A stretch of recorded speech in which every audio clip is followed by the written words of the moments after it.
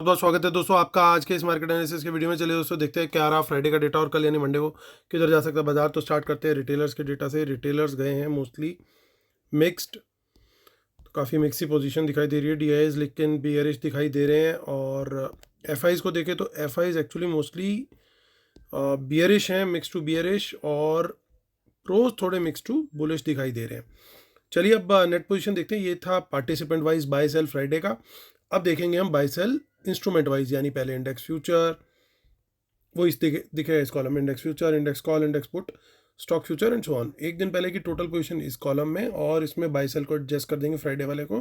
तो फ्राइडे शाम को क्या पोजीशन कैरी फॉरवर्ड हुई है मंडे सुबह तक के लिए, वो इस कॉलम में दिखने वाली है। तो चलिए स्टार्ट करेंगे इंडेक्स फ्यूचर से। इसमें निफ्टी, बैंक निफ्टी, फिन निफ्टी और मिड कैप निफ्टी मिक्स है। नंबर ऑफ लॉट्स यानी नंबर ऑफ कॉन्ट्रैक्ट्स दिए हुए हैं। रिटेल क्लाइंट, डीआईएस, एफआईज और प्रोज। सो 1100 लॉट की बाइंग करी है रिटेलर्स ने, 65,000 लॉट लॉन्ग है। 2200 लॉट की सेलिंग करी है डीआईएस ने, उनके 20,000 लॉट शॉर्ट है। 6400 लॉट की बाइंग करके गए एफआईज, उनके 68,000 लॉट शॉर्ट में है। 5300 लॉट की सेलिंग करके गया प्रोज, उनके 24,000 लॉट लॉन्ग में है। इंडेक्स कॉल का डेटा देखे तो रिटेलर का बाय आया 76,000 लॉट का, 62,000 लॉट ओवरऑल शॉर्ट में है। 82,000 लॉट की सेलिंग करके गए एफआईज कॉल में। 54,000 लॉट वो अब नेट सेल में आ गए। 6300 लॉट बाय करके गए प्रोज, 1,16,000 लॉट उनके कॉल लॉन्ग में है। इंडेक्स पुट का डेटा देखते हैं। 68,000 लॉट पुट बाय करी है रिटेलर्स ने, 99,000 लॉट अभी भी शॉर्ट में है।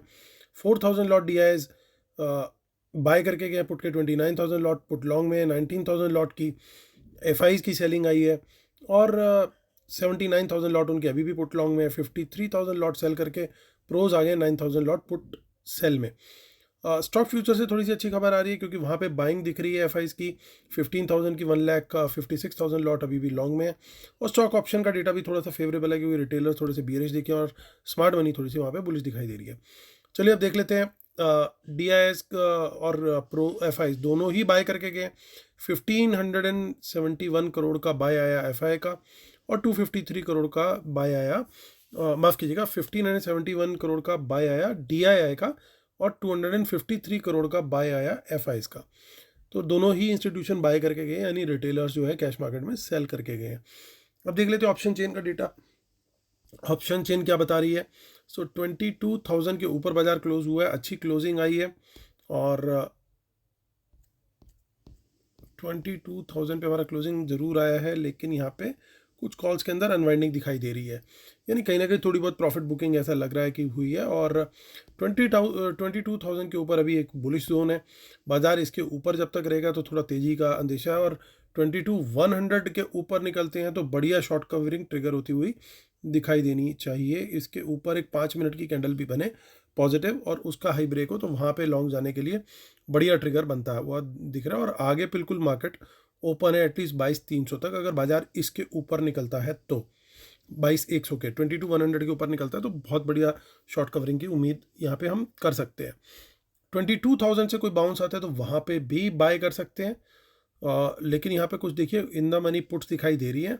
अगर बाजार निकलता है 22,000 के नीचे, तो फिर वहाँ पे हमारे को कम क्वांटिटी में, यहाँ पे अब हम करेंगे कम क्वांटिटी में शॉर्ट का ट्रेड लेंगे, और टारगेट उसमें जा सकता है लगभग 21,900 तक, और मे बी पॉसिबल 850 तक भी जा सकता है अगर ट्रेंड उधर का निकल गया तो।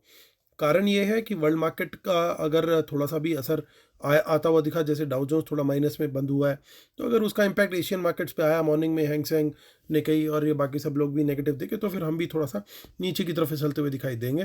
तो 22,000 के नीचे हम वहाँ पे शॉर्ट के लिए रेडी हैं। 900 और 850 के बीच में थोड़ा सा सपोर्ट का जोन है, इवन 800 तक।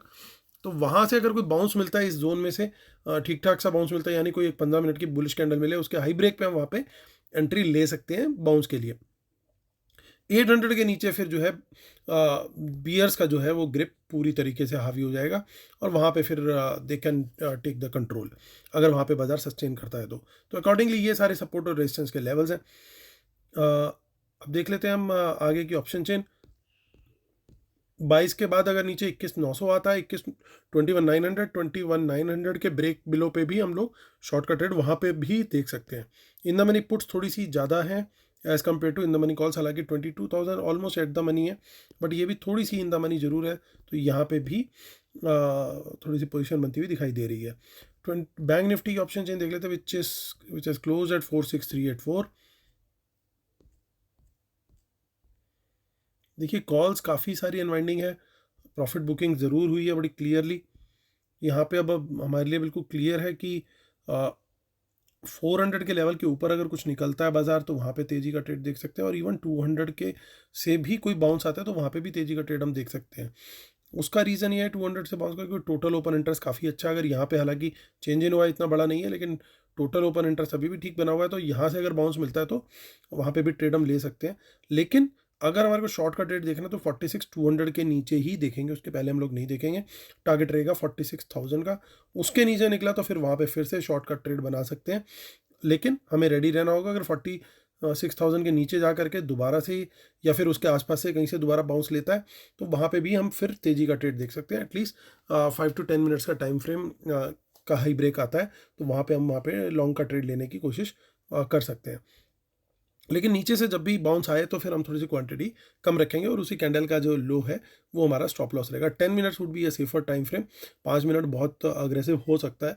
46,000 के नीचे अगर सस्टेन कर गया और वहाँ पे भी हमने शॉर्ट किया तो टारगेट अच्छे मिल सकते हैं, क्योंकि नीचे सपोर्ट फिर सीधा 45,500 पे ही दिखाई दे रही है, तो वहाँ तक भी बाजार स्लिप हो सकता है अगर एक बार को नीचे निकल गया। तो उस चीज़ का थोड़ा सा ध्यान रखना जरूरी है। 46,500 के ऊपर निकले तो यहाँ पे भी तेज़ी का ट्रेड फिर क्लियरली दिखाई दे सकता है। यहाँ पे फिर अपसाइड जो है वो ओपन है। अब देख लेते हैं हम आगे की ऑप्शन चेन इसकी चेक कर लेते हैं, विच इज़ 29 फेब। सो थोड़ी बहुत इन द मनी पुट्स हैं ज़रूर, तो थोड़ा सा केयरफुल रहना पड़ेगा। 46,200 के नीचे फिर शॉर्ट की तैयारी हमें रखनी पड़ेगी। सो आगे देख लेते हैं फिन निफ्टी की ऑप्शन चेन। सो जिसकी एक्सपायरी अब 20th फेब की है, 20472 पे मार्केट हुआ है क्लोज, और इसमें तेज़ी का ट्रेड जो बनता है दोस्तों वो बड़ा साफ है। 20,500 के ऊपर बढ़िया एकदम मूव बनता हुआ दिखेगा। हालांकि छोटी छोटी रेजिस्टेंसेज हैं, लेकिन 500 के ऊपर एक अच्छा जोन है, और सिमिलरली 500 के नीचे जो है वो वीकनेस भी है, क्योंकि यहीं पे पुट सेलिंग वगैरह जो भी हो रखी है, अगर इसके नीचे निकल गया तो it's like highway for the bears, तो नीचे निकलता हुआ स्लिप होता हुआ चला जाएगा। सपोर्ट की अगर बात करें, पहली सपोर्ट जो है वो 20,400 पे है, उसके बाद 300 पे है, तो ये टारगेट आ सकते हैं पॉसिबली, और इन सपोर्ट के ब्रेक पे भी हम सेल का ट्रेड ले सकते हैं, और इनसे कोई बाउंस मिलता है तो वहाँ पे हम बाय करने का सोच सकते हैं।